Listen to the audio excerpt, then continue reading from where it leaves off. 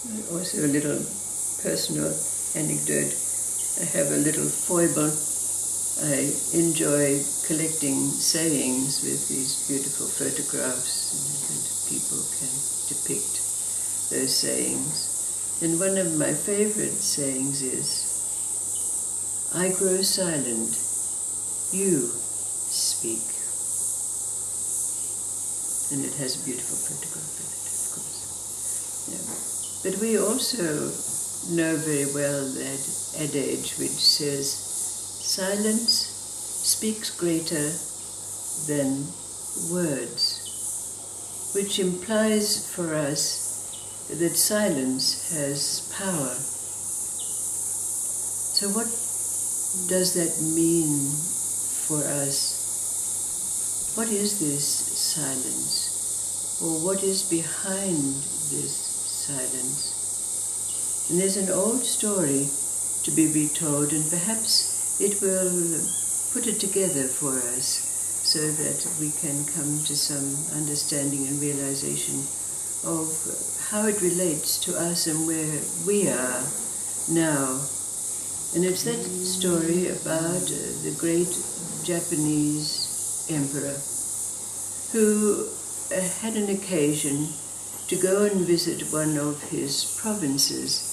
And it so happened that in that province, the warlord of that place had died, and many of his samurai swordsmen were left without a leader, so they became rogue. They went around the streets harassing people and dueling with them so that they could keep up their swordmanship skills and so forth and so on.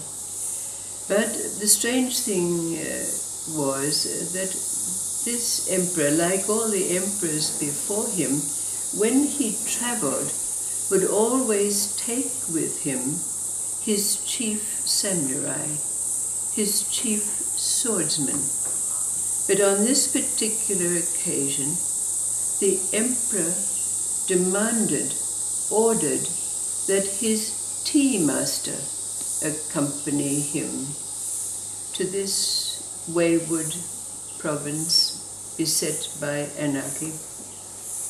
But of course the tea master graciously said to the emperor, "But you usually take your samurai swordsman with you. I have no way with the sword. I do not know the way of the sword." And the emperor just cut him off and said, "Never mind, we'll dress you up as a samurai." So indeed the emperor went to this province in the company of his tea master, dressing him up as a samurai swordsman. And whilst they were there, with all of the pomp and ceremony that went on, the emperor sent the tea master out into town one day to do an errand for him. So, resplendent in his samurai swordsman dress, he went out into the streets of the town. But as he was turning a corner, he inadvertently bumped into a samurai coming the other way. And this swordsman happened to be one of those rogue swordsmen who immediately accosted our tea master and said, "You bumped into me? I challenge you to a duel." And of course our tea master was totally flabbergasted, and he said, but I'm not a swordsman, I'm not a swordsman. But then something happened to the tea master. He suddenly remembered who he was and where he was, and the thought came to him, oh, I must be loyal to my lord. If I have to die, I have to die with honor. So immediately he responded to the rogue samurai and he said, well yes, I'll duel with you, but not now. I'll meet you as the sun goes down in the park around the corner there. So this, the rogue samurai, agreed to to do. So our tea master went off and he started to roam the streets until he came to a place where he saw the sign that he was looking for. And up there on that sign was designating that in this place was a school that taught swordsmanship. So he went into this place and he asked to meet the teacher, the master swordsman. And when he did, he told the master swordsman his story, that he was a tea master, that he was with his liege, his emperor, that he was challenged to a duel, and he told the swordmaster that he wanted to be taught how he could die with honor.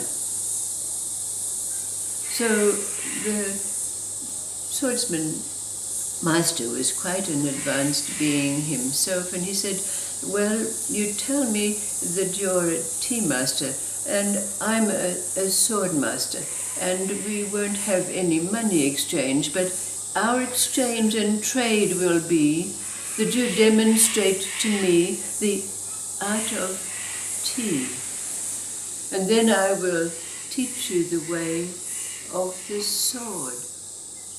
So the tea accoutrements were bought, and the tea master went about the process of demonstrating to the swordmaster the art of tea, the ritual of tea making. Now, when the tea ceremony was over, the swordmaster said to the tea master, I can teach you nothing. I will show you the ritual associated with the sword. But all you need to do is be in the place, in the state that you are when you're serving and pouring tea. And so the swordmaster demonstrated to the tea master the little ritual that went on before a duel took place. The sword master would fix his sleeves. He would make sure that his sash was tied properly. And so the sword master said to the tea master, go, be in that state, be in that place that you are when you're pouring tea. Fulfill the rituals of a duel, and then hold your sword at the ready.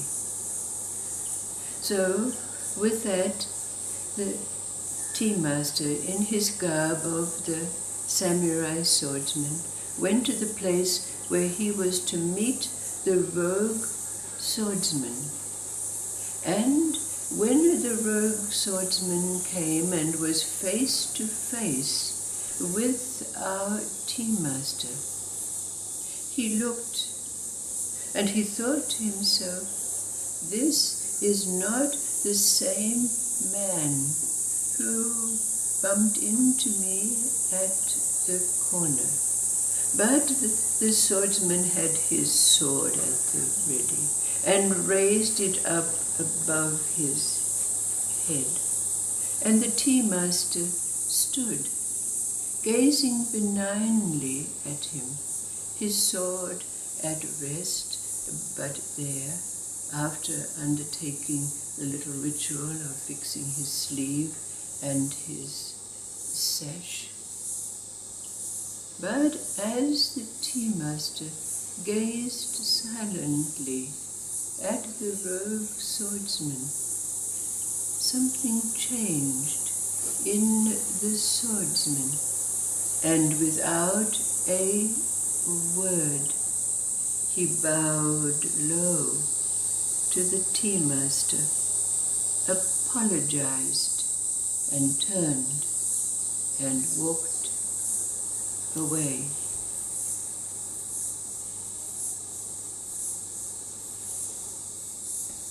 What is this power that's summed up in that saying, silence is greater than words? What is this place? Have you recognized yourself that we too have our little rituals? Have you ever noticed, and you notice particularly, when one of those politicians is coming out to stand at a dais and give a speech, but inevitably fixes his tie and makes sure that his jacket is done up and straightens it up. I said, and his fly is done And his fly is done up.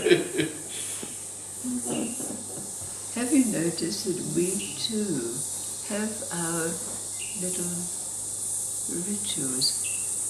And what is it that's there after this ritual is? Where are we? For me, when I listen to someone that's as present as I get, and that's where we are, I think. We become totally present. And for me, listening is what helps me to get there, to really listen to someone, to not be thinking, what will I say next, but just to be there for them. And what is that little ritual that we go through to bring ourselves to that place of listening?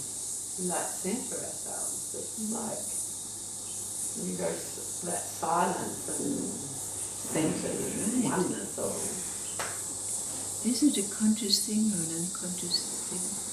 Can be both. Can be both. Maybe we bring just to be present. Maybe we're walking down the street and all of a sudden we meet someone. We're on a mission to go to the chemist or the coffee shop, and yet we encounter this being. And there's that little ritual to stop the movement, isn't it? Like this for us? And to listen, to be present. All of a sudden there's stillness and a silence and a receptivity, isn't there? And there is as I was thinking about it as you were talking, it can be a turning towards the person and a real, like a focus on them. A focus or a touch, or even the hug if you're greeting someone. I find with my morning ritual of washing my face and brushing my teeth and watering the plants and tasting up listening to it. Yes. If I don't do that, I'm in a muddle. Yes. Because it kind of clears away and I know everything's taken care of. So ritual, sometimes I find it annoying because I think I can't just be spontaneous. Yes. But I feel very comfortable when I've done it because I'm just open and ready. Readiness. And a I don't readiness. have to think about Isn't it? things anymore. Yes. So it's a very comforting thing, the ritual. It certainly is. There's always something you do when you change from one situation to another to adjust to it. Yes. And you can call that a ritual or whatever you like to call it, but it's always a form of getting yourself ready to adjust to the state you need to be in that situation. Yeah. It's like when we start meditation, we're letting all that stuff go and we're coming into the stillness. Absolutely. I'm finding just preparing to go away,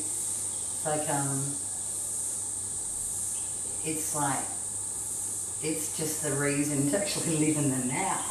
Yes. And it's reminding me that my house is getting spring cleaned and I really don't need to go anywhere. I feel so blissful just here. The suitcase is slowly getting packed and I'm just feeling this really, I want to go for a swim now, and it's just putting me in this state of before going anywhere. And it is a feeling of readiness in a way that's very calming too and cleansing.